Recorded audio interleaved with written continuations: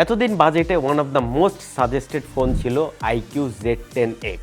তো ফাইনালি ইন্ডিয়ায় লঞ্চ হয়ে গেল এর সাকসেসর। এই ফোনটির সবচেয়ে বড় আপগ্রেড এসেছে এর চিপসেট এবং এর ব্যাটারিতে। এই ফোনটিতে রয়েছে 6.76 ইঞ্চের এলসিডি ডিসপ্লে, যেখানে পাচ্ছেন ফুল এইচডি প্লাস রেজুলেশন এবং 120 হার্জ রিফ্রেশ রেট। এছাড়া ব্রাইটনেস পাচ্ছেন HBM মোডে প্রায় 1200 নিটস। পারফরমেন্সের জন্য আছে মিডিয়াটেক ডাইমেনসিটি 7400 আলট্রা চিপসেট। এর পাশাপাশি 8GB LPDDR4X র্যাম এবং 256GB অফ UFS 3.1 স্টোরেজ। কিন্তু এই ফোনটির সবচেয়ে বড় আপগ্রেড হলো 7200 mAh এর বিশাল ব্যাটারি অ্যাজ ওয়েল অ্যাজ 44 ওয়াটের ফাস্ট চার্জিং।